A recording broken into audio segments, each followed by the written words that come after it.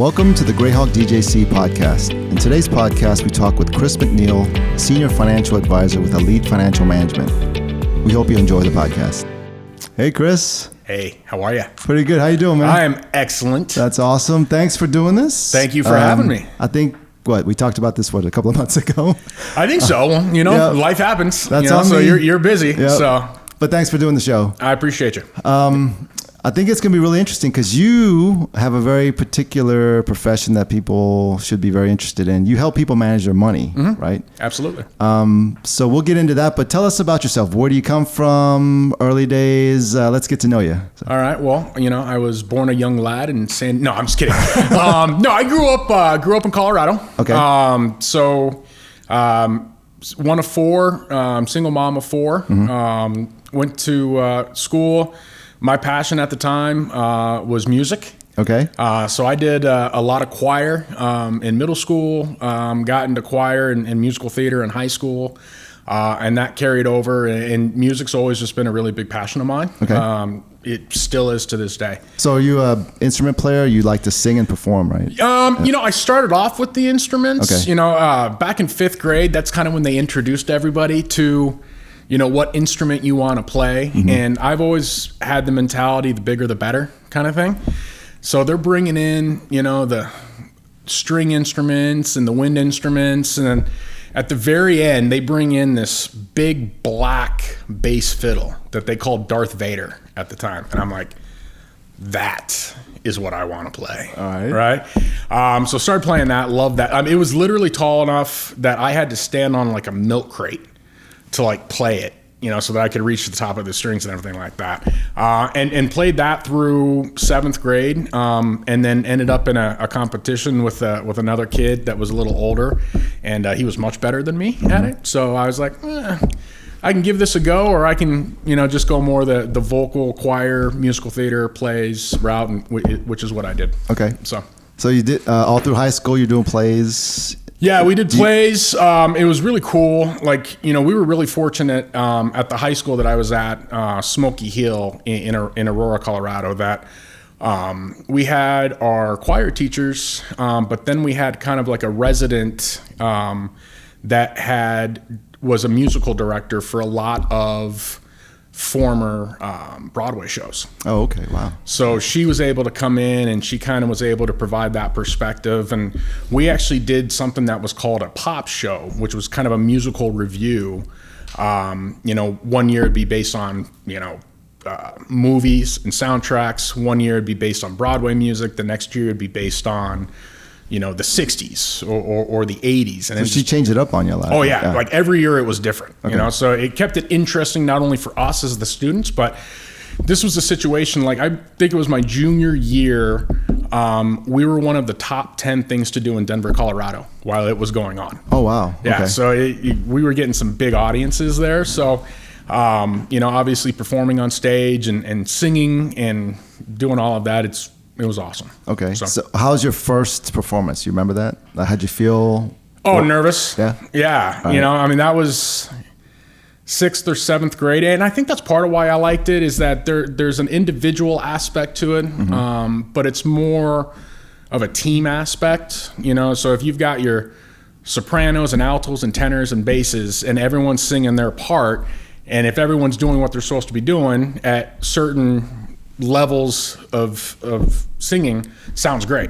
But if you take one of those out, those parts or one of those parts aren't doing what they're supposed to be doing, it doesn't sound right and it can sound horrible. Right. So I think that was the really cool thing is that you had your opportunity to shine individually, but in most cases you were harmonizing with the other, parts and the other singers, where if you got it just right, it brings goosebumps to everybody, including the ones that are singing, and it's just very memorable. And you can tell if it's good or not. Oh, yeah. Okay. And I think, the untrained ear can too. The untrained ear can be like, oh, that was really good, because you'll get those goosebumps or you'll be like, right. So you guys on stage can feel we're doing great today or we're kind of off a little bit. Oh, yeah. Okay. And I think it's just like any other thing. It's like, you're going to have your good days and you're going to have your bad days. And when you're on it and you're clicking, it's just everything elevates to another level. And I think that works the same way with business too. Right. Is that when everyone's clicking and all the cogs of the wheel are working together, it just lifts a company and lifts the culture of the company just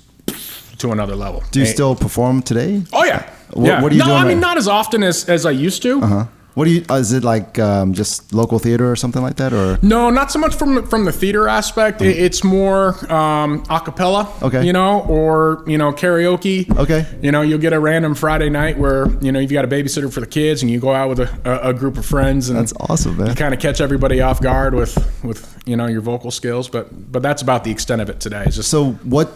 Part of that theater life you think kind of carried over today for you that you learned lessons from, you think? Yeah, I think a lot of it. I think, it's funny because I think the number one fear that people have is public speaking or getting up in front of people, right, and talking or you speaking. You seem very shy, Chris. Yeah. Very much so. Okay. That's not a fear of mine. And in fact, it's one of my favorite things to do. Mm-hmm. And I think I can, what's the word? Credit that to performing on stage, right? Whether it's performing with others or whether it's having those solo opportunities where it's all on you. If you screw it up, they know you screwed it up, right? Right. So that's just never been a fear of mine. And I'm a people person. Mm-hmm. I like people. I like helping people. I'm interested in people. The human mind is one of the most interesting things that you could possibly study or look into, and that's just a big passion of mine. So, what drew you to theater in the first place when you were a little kid? The girls. Okay. All right. Yeah. I mean, yeah. Right. And all the cute girls were singing, and I was like, all right, well, let's go give this a try. But it never dawned on you that you're going to put yourself out there in front of hundreds of people. You're, like you said, you only have your performance as your shield, right? Mm-hmm. And if you mess up everyone. It never bothered you, I guess, right? No, I mean, someone would say that's failure, but I've never been afraid of failure. Mm-hmm. It's not that you failed; you just learned a way that not to do it, right? Or a way that doesn't work. Right. No, I think it's extremely nerve-wracking. I think even the biggest entertainers and professionals in that industry today still, to a certain level, will get butterflies or a little bit nervous. Yep. It's okay. Yeah, you're playing stadiums and intimate theaters here, and then you walk into an arena, where you've got 100,000 people that you're performing for. Yeah, it's exciting, but you're like, holy cow, right? But I think that's just one of those things where you build up to it, and you get to that point where you're not as nervous because it's something you've been through before, and. Mm-hmm. Whether you're performing in an intimate arena or an intimate theater or an arena for 100,000 people, the process is the same. Right. The music hasn't changed. The words haven't changed.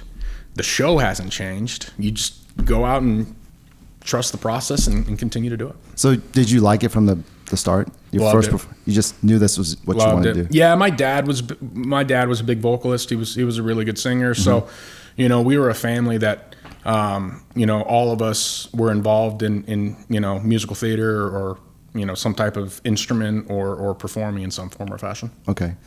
So after high school, when you went off to college, mm-hmm.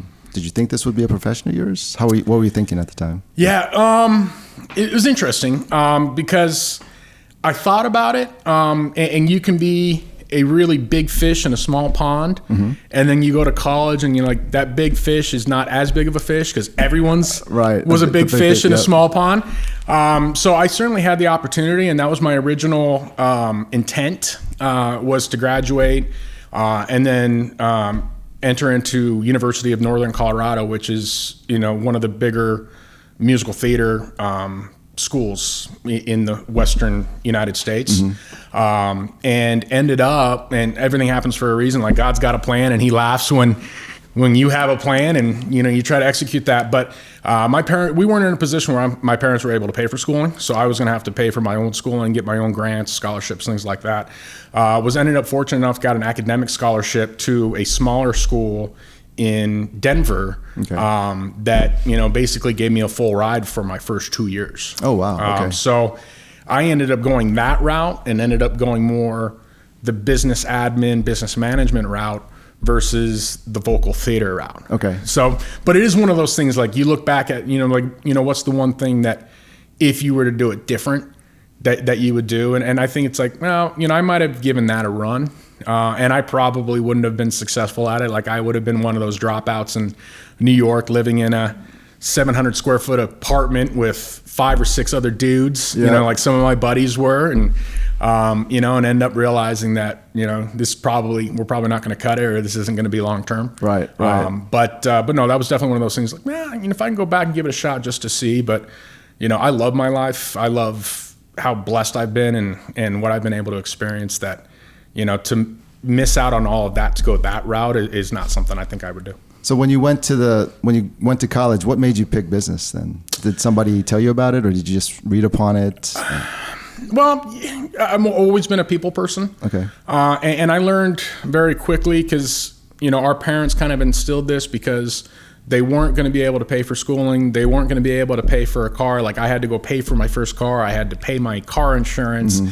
That I learned at a very early age, the more I work and the harder I work, the more money I can make. Okay. So I knew that I wanted to, if it wasn't going to be musical theater or go the music route, that I wanted to go into something where the harder I worked, the more attention I gave, the more research I did, the ability for me to have, to increase what my annual pay would be, or be able to pay for things. Okay. So that's what kind of wanted to learn the business route, both on the admin as well as the management side, and see where that takes me. All right. So when was your first business experience, I guess? Was it during school, or were you out of school by then? Or what do you like? So your first job, I guess. Or okay. Did you intern, or aside from the studying part, I guess? Yeah. So college, so I worked at Radio Shack and some of these other places, because Radio Shack was attractive to me at the time, because you could sell cell phones, and you would get a commission on the cell phones you would sell. So if you ended up selling a phone, you would get a commission on top of what your hourly pay was, right?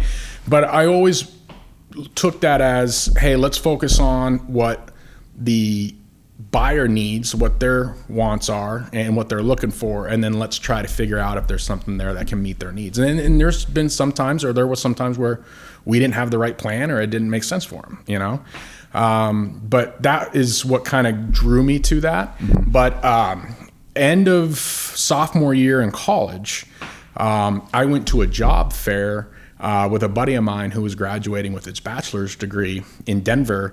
And it was one of those situations where it was set up at the Coliseum. You had a bunch of different companies that were there, and you just basically, it was like speed dating, right? Like you would just walk from one booth to the other to kind of learn like what each company was doing. Ended up hitting it off really well with this consulting firm called Auto Profit Masters. Okay. So this was back in 2001, and they were a consulting firm for independent auto repair shops.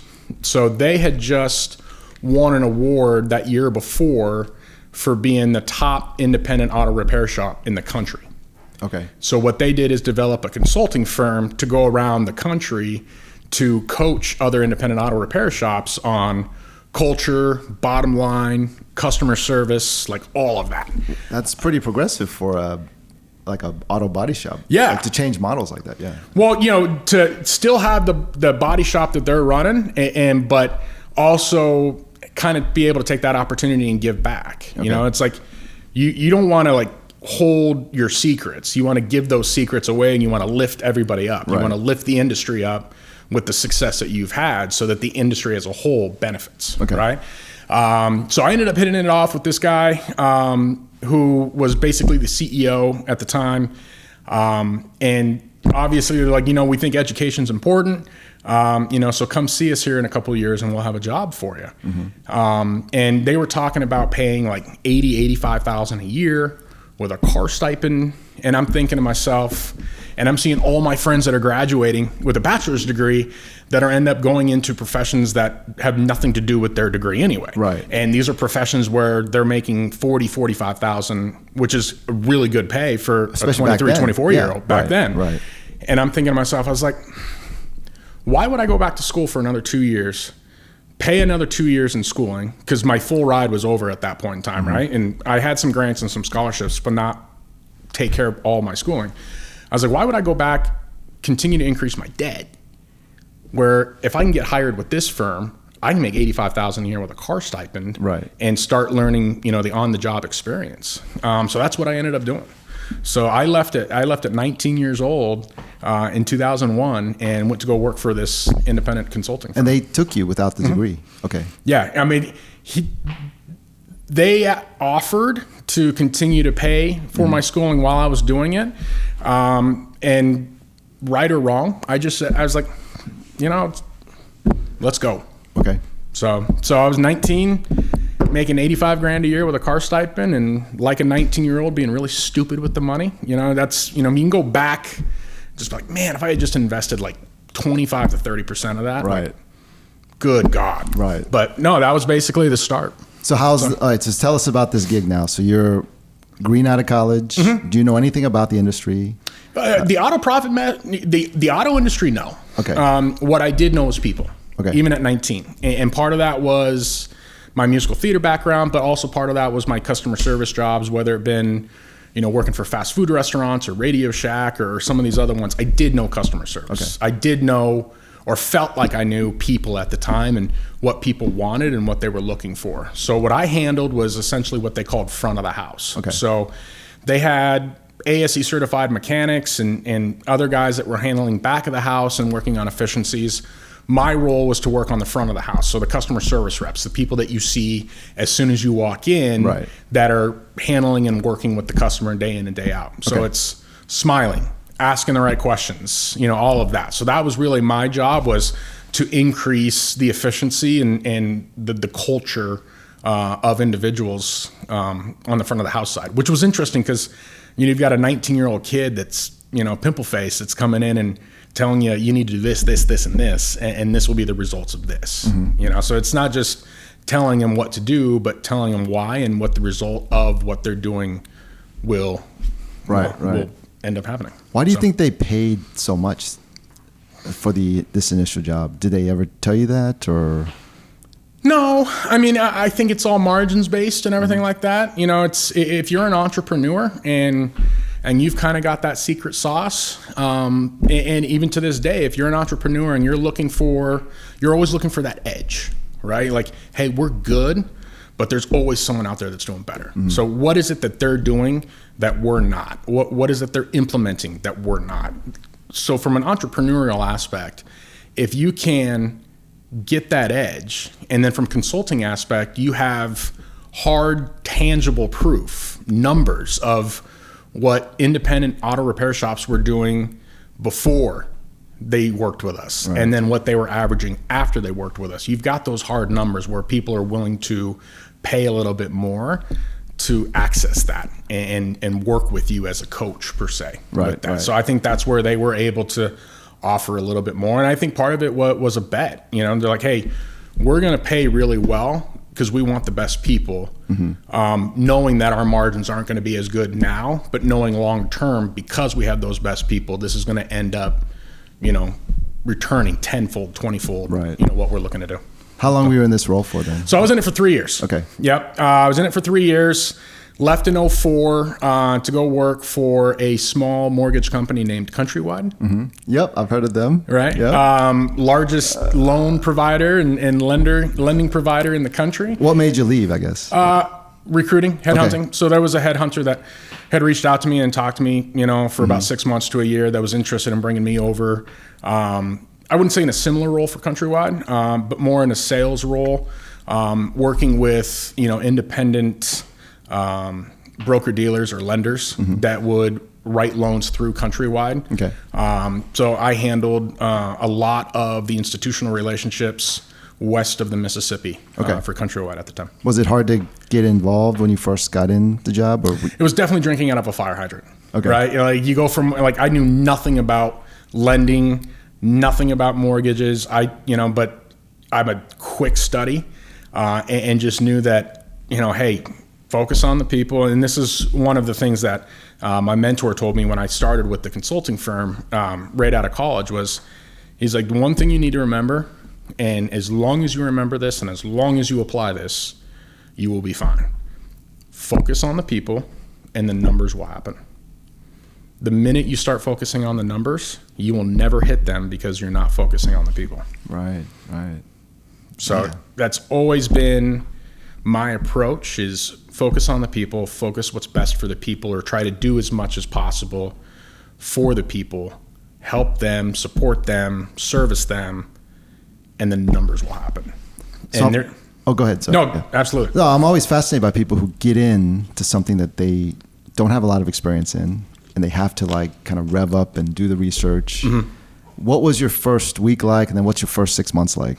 What do you? Yeah. I think my first week, obviously you're not doing much. You're sitting with a lot of people. Mm-hmm. You're sitting with the loan processors, and you're sitting with the loan underwriters. Trying to get an idea of what they're looking for and what that process looks like, so you can set the proper expectations for the companies that you're working with, and you get into it. And I think you always have that reaction. I think it's fair for most people that they start a new job. They're like, "What in the heck did I get myself into?" Right. Yeah.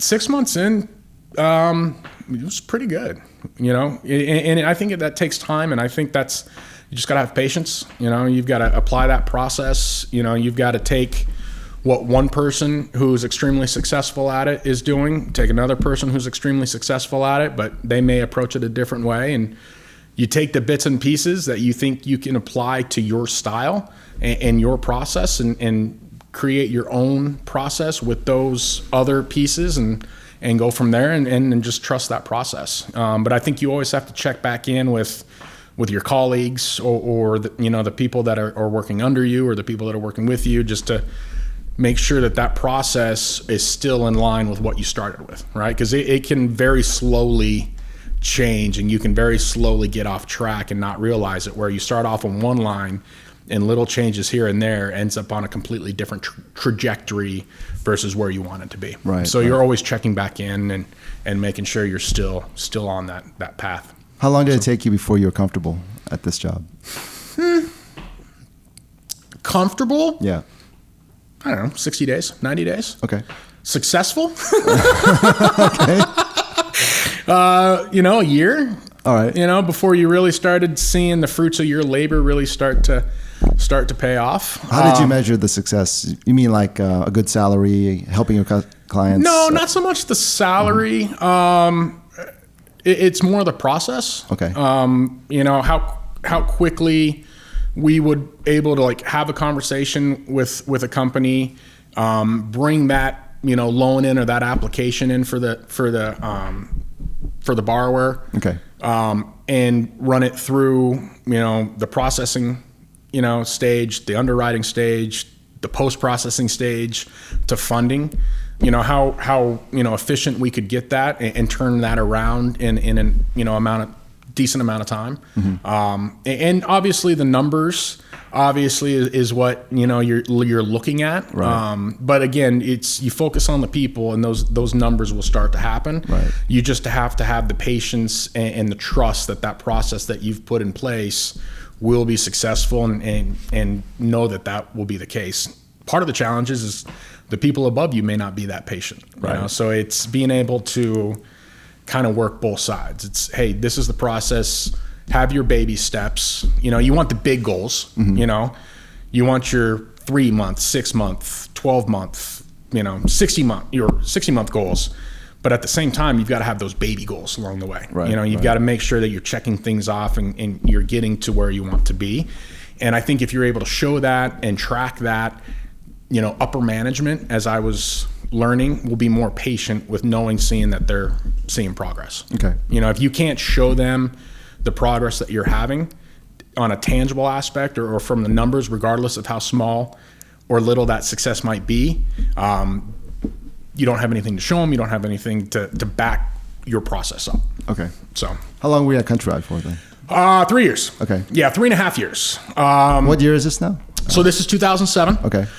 This was April of 2007. All right. And obviously, this is where you started having challenges with a lot of lenders out there as far as the housing industry is concerned. People were focusing on the numbers and were getting very greedy and very aggressive with their lending.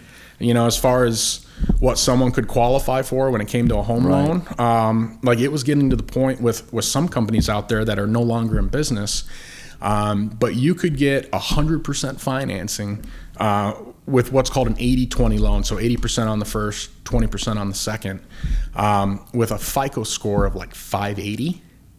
And you could be what they called 6 by 30. So you could be 30 days late on your mortgage 6 months in a row and still qualify for 100% financing. Really? Oh, it was.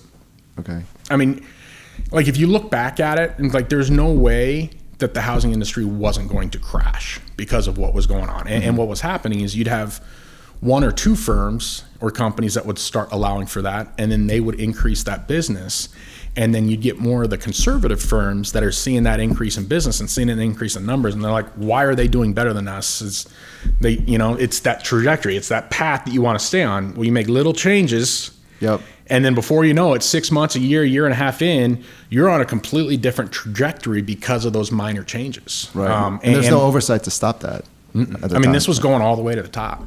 Wow. So it was the CEOs, it was the CIOs, it was the CFOs that were making these decisions because they wanted to be more profitable for their shareholders. Right. I mean, that's what they're coming back to is they're having to report to their shareholders why they're not as profitable as this other company, across the street. And the other company across the street's profitable because they're making extremely aggressive decisions when it comes to lending. And that's essentially, there was a phone call, like a conference call at Countrywide back in May of 2007. And it was talking about, this was when everyone was questioning, what the financial strength of the loans, because what would happen is that you would package loans together, right, and then you would send that out to Wall Street, to the investing side of it, but you would rate them, investment grade, non-investment grade. So what was happening is that you were taking basically a portfolio of loans that had some of what's called subprime in that portfolio. So it was those 580 lenders that are 6 by 30, and they were being put into these portfolios to juice the return and juice the interest rate on that particular portfolio of loans, and they were sending it to Wall Street as investment grade. Well, you're getting huge institutions like pension plans and school districts and things like that where, they have what's called an investment policy statement where they're only allowed to invest in investment grade types of securities or investments.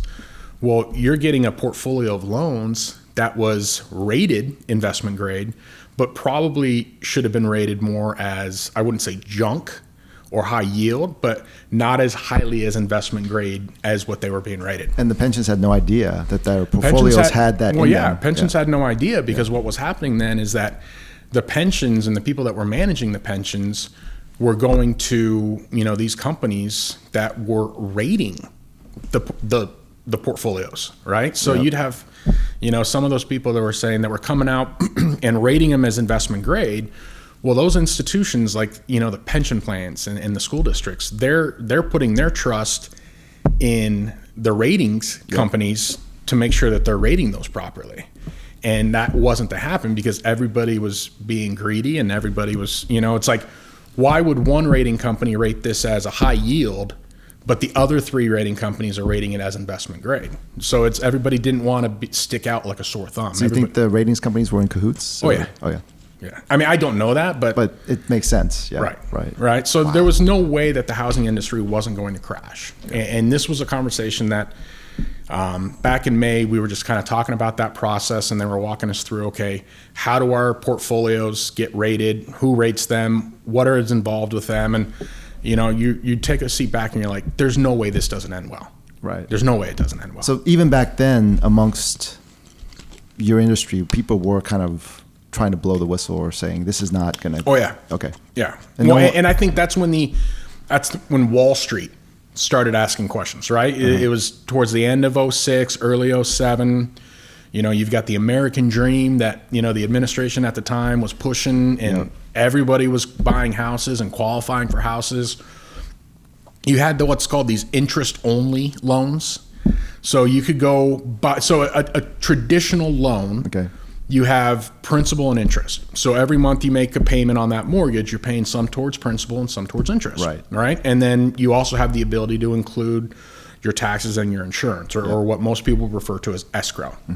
Well, there were loans that got created that you could qualify for more and have what's called an interest-only payment. So the payment that you're making on a monthly basis is only paying the interest. You're not paying anything towards the principal on a monthly basis. So you're just paying rent? Basically. Wow. So you had people that, I call it a heartbeat. You had some companies out there. Countrywide was one of the more conservative companies, which is why I worked with them for as long as I did. But even they got taken down because of the whole process as well. But you'd have some companies that if a person could fog a mirror, they were giving you 100% financing without verifying any income whatsoever and going to one of these interest-only loans. So you'd have like a mailman in California, getting approved for a $1 million loan or $1 million house. Oh, wow. I mean, it was crazy. So May of 2007, you're like, there's no way this doesn't end well. Started returning some calls to some recruiters and ended up going to work for a company named Jackson National Life Insurance. So had never heard of them before. They were recruiting me. Other insurance companies and other investment companies at the time were calling me and looking to recruit me just based on my experience in my past and the success that I'd had. So like MetLife, Invesco, Putnam, Oppenheimer, these are all companies that were looking to recruit me and then put me into what's called an external wholesaler position. So what that does for the investment industry or the insurance industry is they'll give you, a certain territory or a certain region. So they'll just say, hey, we're going to have you head up to the state of Colorado. So you're going to call on, the individual, investment advisors or financial advisors, whether they work for wirehouses like Merrill or Wells Fargo or UBS or, larger independent firms like Raymond James, LPL, things like that. And you call on those advisors, consult them, and again, listen, find out what they like, what they don't like, what they're getting, what they're not getting, what they're looking for as far as the investments. And your job's essentially to educate them, the advisor in this case, on where your particular investment fits in and why it's better than some of the other companies that are out there that provide the same type of investment. Did they already have these relationships set up, or was it your job to make these relationships happen? Both. Okay. Right. So you'd have financial advisors that had been using the product or using the investment for years. But really your job, and just like any other sales organization, is your job's to not only harbor and maintain those relationships, but your job's to go grow it. Right. How would you do that? Persistence. Okay. It's reaching out to them, trying to get in front of them. You could, let's say like Morgan Stanley, is doing, a regional meeting. You would offer to support a portion of that regional meeting. I see. But as a return for that, you're getting, in some cases, 2 minutes, potentially 10 minutes of stage time to share, whatever it is that your company does best, or educate them on why we're seeing it progress this direction, which is where you would get that opportunity to get in front of you. But a lot of it was follow up and, again, focusing on the people. You focus on the people and the numbers will happen. So why'd you pick Jackson, I guess? Because they were the only company that wasn't willing to put me into an external role immediately. So you have external wholesalers, and then you have what's called internal wholesalers, or you're still wholesaling, you're still having the conversations, but you're working more in like a support role with that external wholesaler. So you're working as a team. Jackson was the only one, because I didn't have any investment experience, that wasn't willing to offer me an external wholesaling position right out of the gate. And I thought that was interesting that everyone else out there is willing to offer me an external role with no investment experience, except for this one company. And they're like, look, you don't have investment experience. You've got sales experience. We're going to bring you into the desk. You're going to learn the product. You're going to learn the platform. You're going to learn the culture. We'll train you up, and then, we'll get you outside within a 6 to 12 month time frame. Great. A-okay with that. So still drinking out of the fire hydrant. Still had to go get my Series 6 license. Still had to go get my Series 63 license. Like, the financial services industry isn't like you're either all in or you're all out, because there's so much you have to do to get certified and be approved to, sell or position these products, that you don't want any random person off the street coming in and being able to do this, because you're talking about an individual's largest nest egg. The most important thing in their life outside of their family is their nest egg, is their retirement money, is that comfort level of being able to know that you're going to be able to outlive your money in retirement versus not. So tell us about getting the licenses for someone who's watching that might want to do that. How difficult is it? What's the process like? Yeah, good question. Yep. So Series 6 allows you to sell what's called primary positions. So, initial public offerings, annuities, things like that, you have to have a Series 6 license to get. So you have to go in and, you learn the industry. There's a book that you study. It probably is going to be 100 to 120 hours of study time. Where at the time, once you took the test, you had to at least get a 70% on the test to pass. Right. Is there a number of times you can pass, or can you take it as many times as you want? Good question. So if you fail the first time, you have to wait 30 days before you can take it again. Okay. If you fail the second time, I think it's 6 months that you have to wait before you can take it again. I mean, it's not one of those situations where you can fail it and walk in the next day and try to take it again. Right, So there's definitely some time there. Right. But there's practice tests. But a lot of, that was extremely stressful. That was probably the most stressed I ever was going into a position, because it was the first time that my job and my career and my family's financial stability was based on me passing that test. Right. It's like, if you don't pass it, they'll give you a second opportunity to pass it. But if you don't pass it that second time around, you're gone. Yeah. You're looking for something else. Yeah. Right. So that was extremely stressful. Passed it the first time. I think I got a 70%. Some people will say if you get a 90%, you studied too hard, but it's like the more the better. How long is the actual test, or what's that like? So the Series 6, which is what I originally took, that was, I say it was like a 2.5 to 3 hour test. Okay. I mean, you're looking at 150, I think, different questions where you've got to get that 70%. Okay. And then you pass that, and then, you've got to get your life and health license. So that's another test that you've got to go study for. What's that for, I guess? So life insurance and health insurance. Okay. So you can get one or the other, but for you to be able to sell life insurance and or health insurance, you have to go get that license as well, or that certification as well. So that's another test that you have to take. Not nearly as hard as the Series 6, but tough. Sure. And then you've got what's called your Series 63. So the financial services industry has a number for every single test, or for anything that you're wanting to do in the industry. Like if you want to, write commodities, or you want to be able to, sell or buy commodities directly, you have to have a certain securities license for that.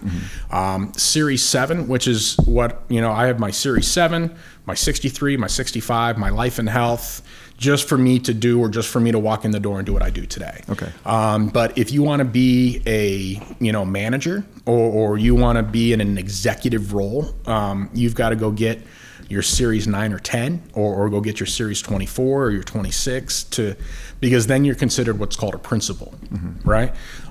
Where the risk there is, now if one of your advisors under you screws up and screws up big, you could end up losing your job as their principal, because you're supposed to be supervising them.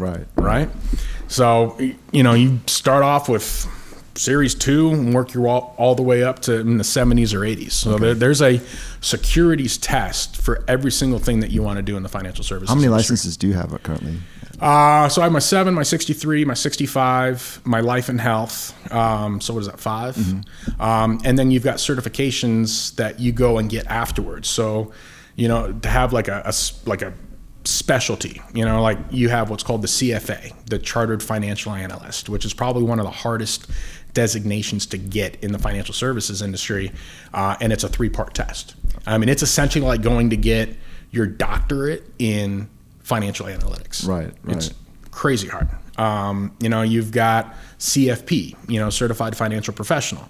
So you've got all these different designations that you can go out and obtain based on what direction or what portion or area of the industry that you're focusing on. Okay. Yeah. Absolutely. Are you certified in any of these things, or?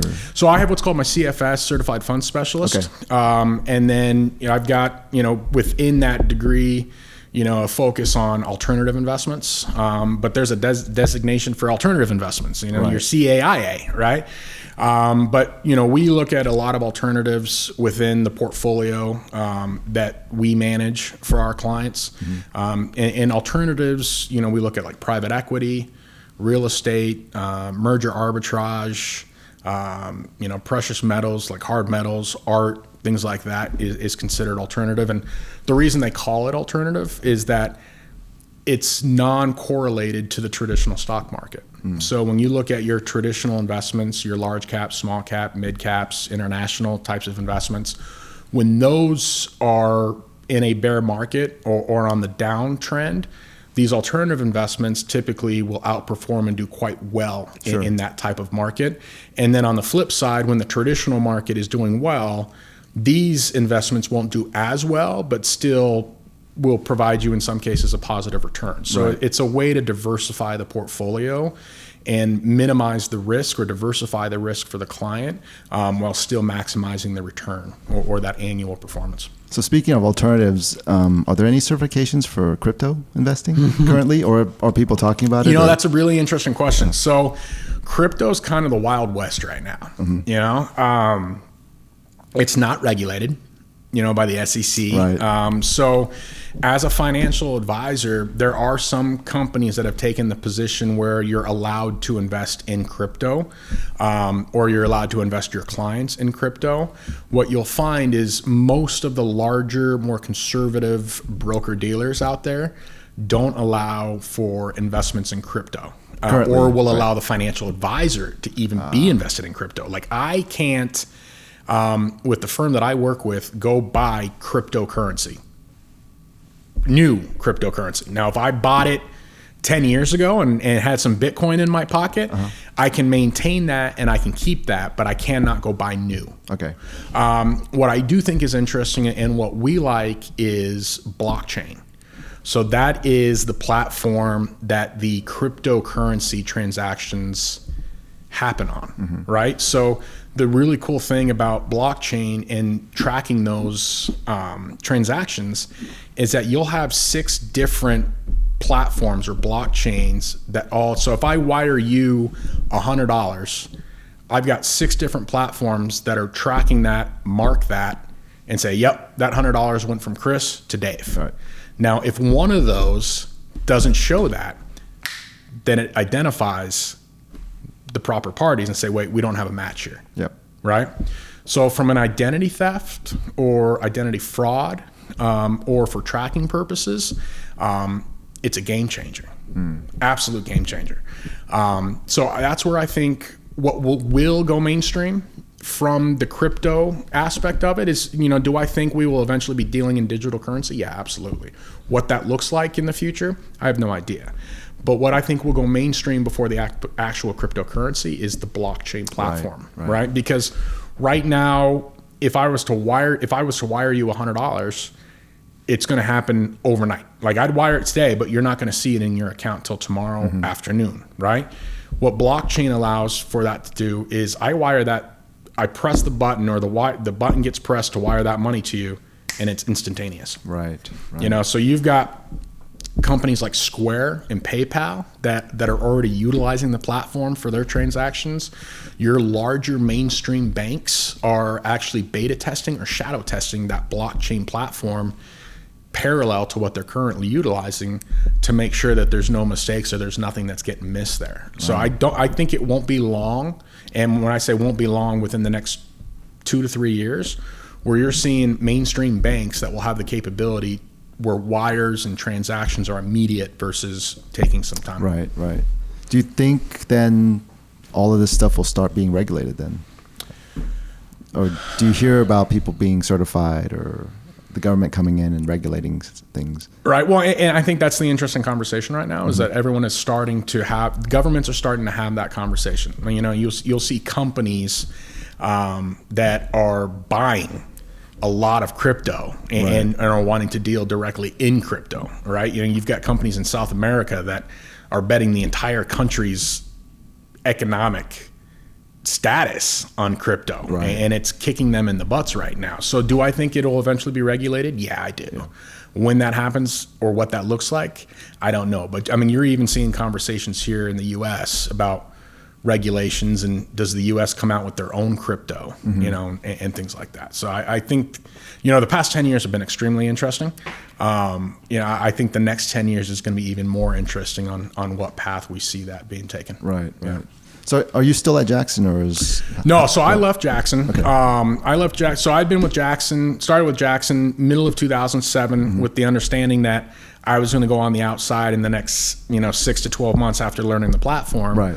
Well, the financial crisis happens. Yes. You know, in 2008 and the bottom literally falls out. Well, you have Jackson, just like every other company out there, ends up retracting a little bit in the financial services industry. So you're ending up having to let people go, both externally and internally, as far as the wholesale positions are concerned. So it ended up being, you know, so instead of financially, I'd say, okay, the next 6 to 12 months, I'll learn the process, get promoted, we'll be fine financially. I had enough in savings at that point in time that I could take that significant pay cut from what I was making at Countrywide to what I would be making as an internal wholesaler at Jackson. Versus what you make typically as an external wholesaler. And I'm like, all right, 6 to 12 months, we've got that covered. Well, the financial crisis happens and everything retracts. And now you're sitting here and you're like, all right, you're seeing your savings account just deplete every month. And you're like, all right, like something's got to give, right? You know? So were you let go or? No, okay. I was blessed and fortunate enough that I was kept on, which was scary because I was the low man on the totem pole. Right. You know, it's like I come on in May of 2007 and we're start having to do these layoffs in, you know, middle of 2008, you know, a year later. And I, for all intents and purposes, was the last man in the door. Yeah. Wow. Okay. Yeah. So I was fortunate enough and blessed enough that I was retained.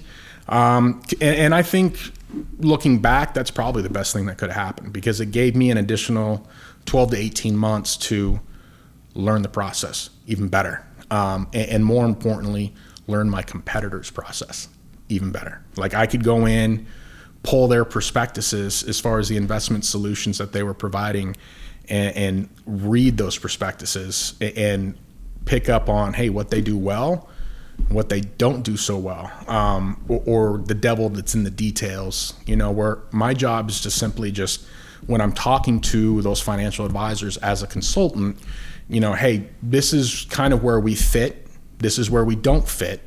You know, who are you currently utilizing? And based on who they're currently utilizing, you know, just share with them, yeah, you know what, they do this really well. What I found that not a lot of people are aware of are this, this, and this. So as long as you're aware of that, and I'm sure you are, great. But if not, you know, maybe check into that because that could be something that could have an effect, you know, on your overall portfolio long term. Wow. So a lot of self-study, research. You're never not studying in this game. If you want to improve and you're wanting to help your clients as much as possible to make those educated decisions and to make those right decisions, you are always reading, studying, being a student of the market, which is why I like this industry, right? It's not the same. It's like, I'm not going to do the same thing for the next 40 years. It just come in, you know, hit the time clock, do my job and go home. This industry is always changing. So you always have to be on your toes. You're always learning, and moving forward and changing and progressing. So how long were you at Jackson for? So I was at Jackson from 2007 to 2020. Okay. So I was there for about 13 years. Eventually in 2010, was asked to move from the internal desk to an external position at that point in time. I actually almost left Jackson in 2009 because there were 3 positions available for an external position. One was in Southern California. one was in Oklahoma, and one was in Chicago. And all three of those had different personal attractions as well as professional reasons for it. Like, my mom's family's out of Southern California. Danielle's dad at the time was living in Oklahoma, so we'd be closer to him. Chicago, was one of my absolute favorite cities in the world, and was more at the time kind of my style. I always call it East Coast. You either like me or you don't. Either way, I really don't give a shit. Yeah. Which is what you get a lot in Chicago. Yep. And didn't get asked for any of those three positions. So I actually had started putting my resume out to other companies, and sat down with a company called MetLife at the time to interview for an external role. Was preparing to accept that position when my boss at the time came to me and offered me the position in Wisconsin. So I'd never heard of Wisconsin. Like if you had given me a map and said, "Hey, point out Wisconsin," I'd be like, like I would have been in the Great Lakes area somewhere, but I couldn't have pointed it out to you. But the role or the opportunity presented itself where, we moved up to Wisconsin, and I think Danielle was a little bit upset about that too, because I told her, "Hey, we got Wisconsin." So she Googles snowfall amounts in Wisconsin, and the only thing that pulls up is snowfall amounts in like northern Wisconsin, which might as well be Canada, right? Like Upper Peninsula, like, we're talking 275 to 300 inches of snow a year, like, right? And she just starts crying because all she's thinking is, "Oh my God, where are we going? This is going to be Canada." Where'd you end up though in Wisconsin? So we started off in Milwaukee. Okay. So I had the entire state of Wisconsin for the wirehouses and the regional firms that were up there. Okay. So the nice thing about it is that most of my business was done within, a 90 to 100 mile triangle. So Milwaukee to Madison, and then you'd hit a hard, 45-degree angle to Green Bay, and then back down. Like most of my business was in that area. So it was super cool. But, the reason I was given that opportunity was, we only had an 8% market share. Jackson's the number one annuity provider in the country, and we've only got an 8% market share up there. Right? So you had a lot of opportunity, I guess. A ton. Yeah. But it was, it was a long, tall hill to climb. Right. So we go up there, just like any other job, you get out there because you're on your own. As an external wholesaler, you're essentially on an island. You can reach out to your other fellow externals and check in with them and talk to them on a daily basis while you're driving or running meetings. Again, you've got your own process. You take what's good from this one, what's good from this one, kind of that recipe, and you put your own process into place, and then just continue to trust that process and apply it. But that can be very tough, when obviously people are looking down and they're expecting results immediately and may not be as patient as what we talked about earlier. So that was, you're 6 months into that, and I'm like, this might be the first position that I don't succeed at. Like, this might be the first position that I pull the ripcord and say, nope, this is too much. I can't do this. What made you not do that? Danielle. Okay. So the other thing too is that everything happens for a reason. Danielle and I had some fertility challenges because we were wanting to have kids, and we ended up in Wisconsin, and it turned out that we're watching TV and there's a commercial that comes on for this fertility doctor in Wisconsin that ends up being internationally renowned for some of the research that he's done, in the fertility industry or sector. And we end up going to him, and he walks in, and it's always so funny because he's a dead ringer. Who is the doctor for the Knocked Up movie? The little Asian guy? Oh God! What is his name? I don't remember, but I know what you're talking about. Yep. He looks like, dead ringer. He walks in, and I just start giggling a little bit. But he walks in behind his desk. His chair's kind of elevated, so he sits in the chair, and he looks at it, and he's like, "So what's the problem?" Yeah. And he's like, "Well, we go through what the other doctors in Colorado had told us and shared with us." And he's like, "Not based on what I'm seeing." Right. I was like, "We shouldn't have any issues getting you pregnant." And lo and behold, we got 3 kids. Wow, that's awesome. Okay. Yeah, I think it's Ken Jeong, right? Is it? No, isn't that the? It's not from. It's Knocked not Up? Ken. Maybe it is. Maybe it is. It's Ken something. You're right. It's Ken something. But that guy. But I truly believe that we ended up in Wisconsin because of that. Right. Now, when did the job side start turning around for you, I guess? It's about 18 months. Okay. Right? And you had that process. You kept the people that were already writing Jackson, continue to write Jackson, so we kept them close to the vest. But then the job was to grow it, right? So it was really 18 months before, like, I feel like just that light switch went off. Right. Like you weren't doing business, and then the next month you're like, whoa, now it's coming in. But so all that groundwork you did previously probably is setting that platform. Right. And again, it's really hard to maintain the discipline of focusing on the people, knowing that the numbers will eventually happen when you're not seeing the numbers happening. Right.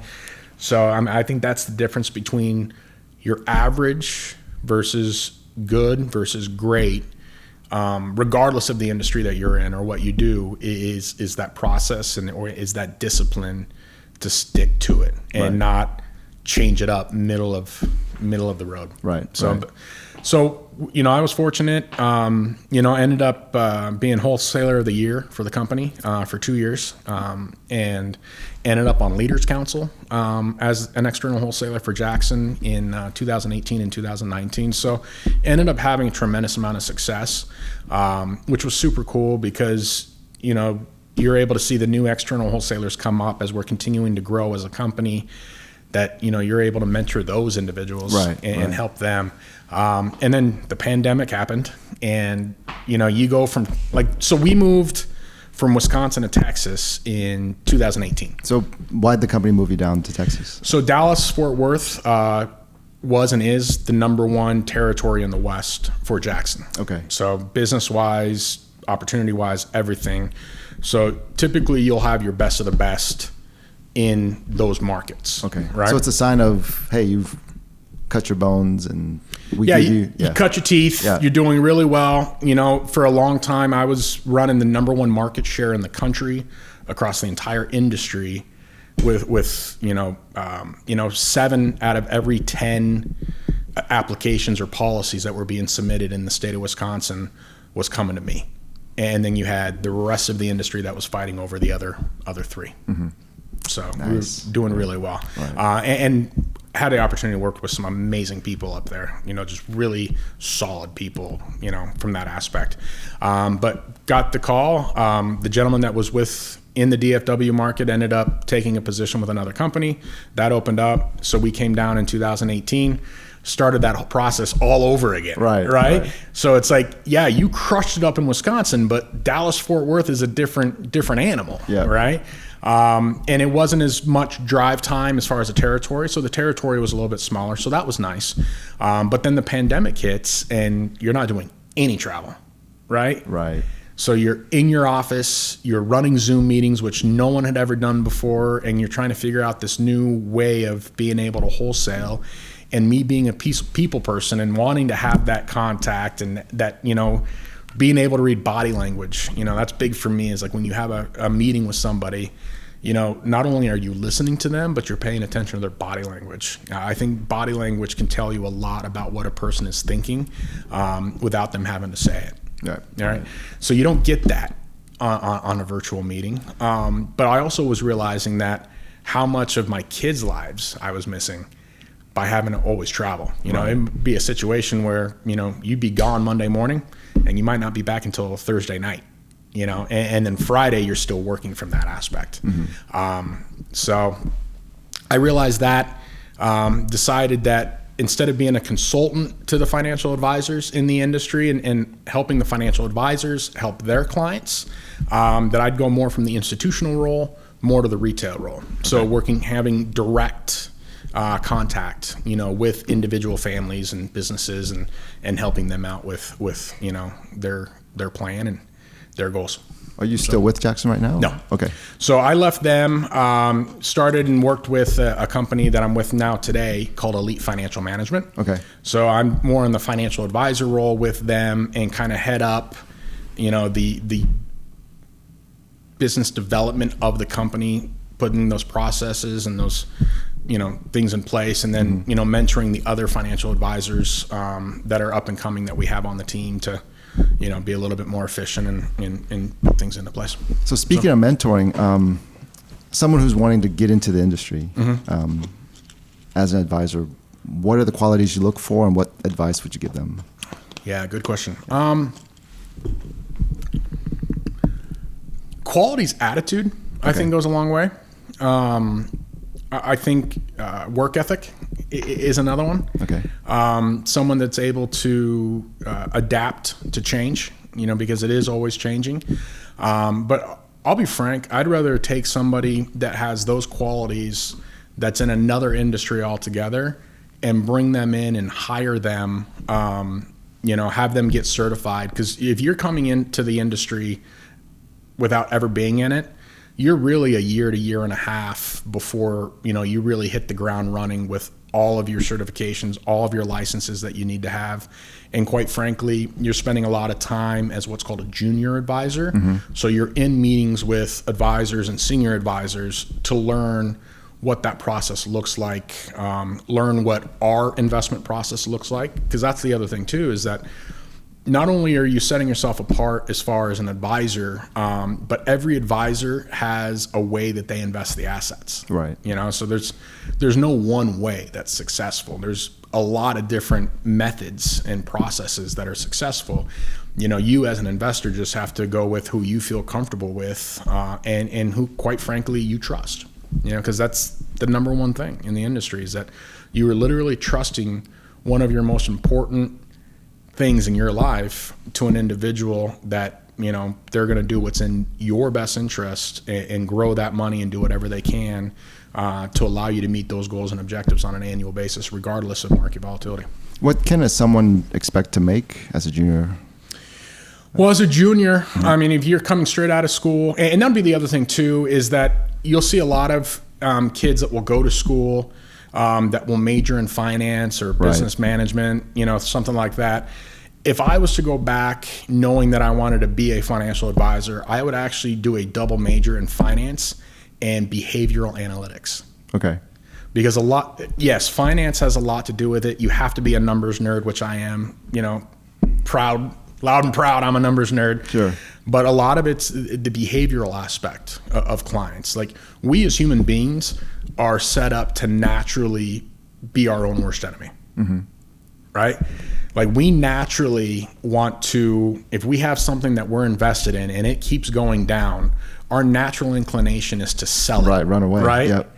And the other aspect of that is that if the investment is up, we don't want to sell it because, hey, it's the FOMO. It's the fear of missing out, right? Like, if we sell it now and it goes up another 20%, then we just missed that 20% opportunity, right?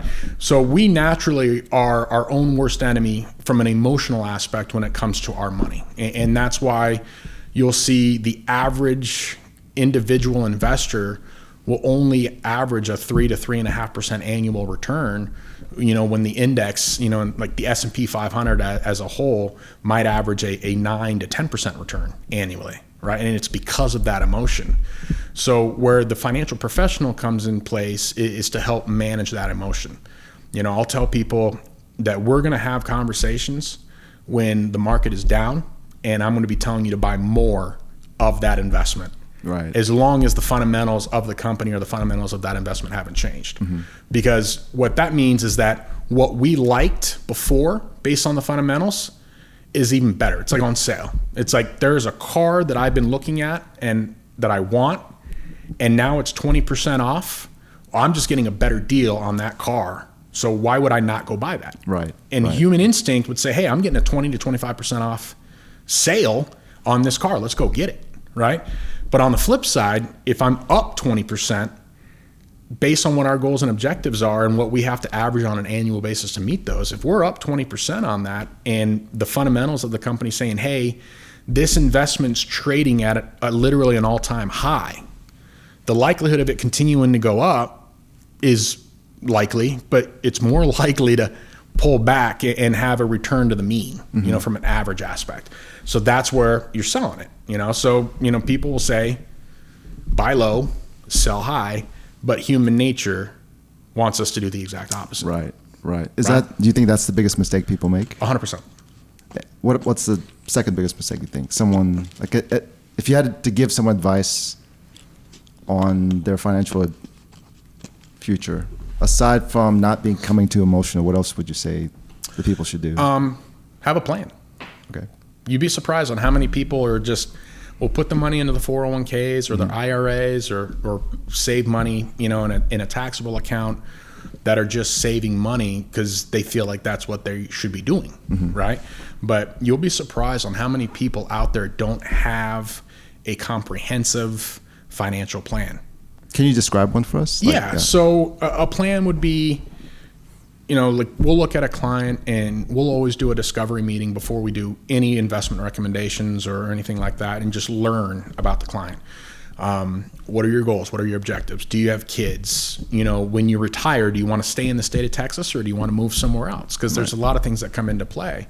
But it's also, if you have kids but you don't have life insurance, what's your estate planning look like? If something is to happen to you and you pass away, or God forbid you and your significant other pass away, do you have instructions in place on how you want that money to be deployed and what you want to have happen? And a lot of people don't have that. But they'll say, hey, I know based on today's dollars that maintaining the lifestyle that I have today, I want $5,000 to $10,000 a month. Right. Between Social Security, between what I've saved and any other potential, income that they have. Well, if that's the case, then you look at what they have currently in assets, and then based on when they want to retire or that time horizon, what those assets have to grow by on an annual basis to meet those goals. Well, if you find out that all you need is an average annual return of 5 to 6%, then I don't need to be 100% in tech stocks because of the volatility that comes with that. Right. We diversify portfolio, diversify the risk, maximize the return. But if we only need to average a 5 to 6% return, we may not have to be as growth oriented in that portfolio to get you to that goal. I see.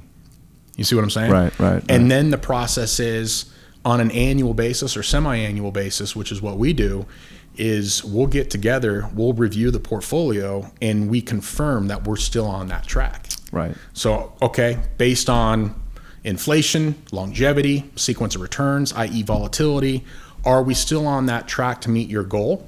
Are we ahead of that? Are we behind that? And depending on where we fall on that is where we need to potentially make modifications to the portfolio to either get back on track or to maybe take some risk off the table because we're already ahead of the game. Right. Or we say, hey, if we stay on this track, we think we can actually provide you this much in retirement income on a monthly basis versus what you were originally wanting. Right. So a lot of people don't have a plan, and if you don't have a plan, I always say if you fail to plan, you plan to fail.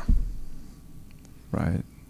So it's very similar to what you've been saying. It's have something in mind, a plan, and then stick to it. Don't let your emotions determine whether or not you're up or down. Focus on the people, take care of them, service them, and the numbers will happen.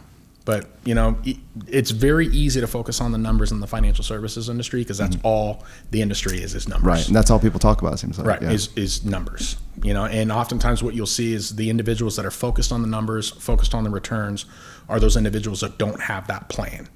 Right. Because as long as you have that plan, you're not really concerned about what the performance is year in, year out, positive or negative. You just want to know that you're still on track for that plan. Right.